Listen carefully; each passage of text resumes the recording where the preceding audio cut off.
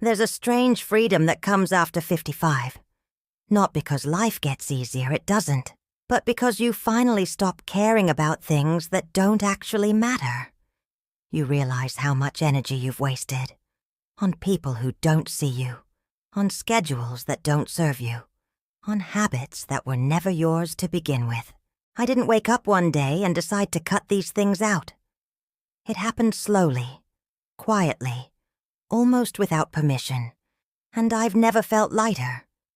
Today I'm sharing 6 things I've let go of since turning 55, and why each one has made more space for the life I actually want to live. Saying yes when I mean no. Let's start with the big one. For most of my life, I said yes to things I didn't want to do.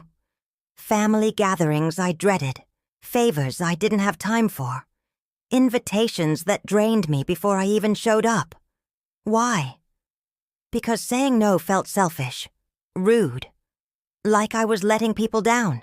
But here's what I realized after 55. Every time I said yes when I meant no, I was lying. Not to be kind, not to keep the peace. I was lying because I was afraid of disappointing someone. So I started an experiment. I started saying no, just once in a while, without a long explanation. I can't make it this time. I'm not available. That doesn't work for me. And you know what happened. Most people moved on. They asked someone else. They were fine. The ones who pushed back or made me feel bad. Those were exactly the people I needed to say no to, comparing my timeline to younger people's. This one sneaks up on you. You see someone in their 30s buying their dream home, someone in their 40s getting promoted, and a small voice whispers you're behind. I realized there is no timeline. There's no cosmic checklist, no deadline for success, love, or reinvention. Life after 55 isn't about catching up. It's about showing up, for yourself, on your terms, at your pace. News and social media that only create anxiety. I used to start every morning the same way. Phone, news app, scroll. After 55, I made a rule. No news, first thing in the morning. I replaced it with tea.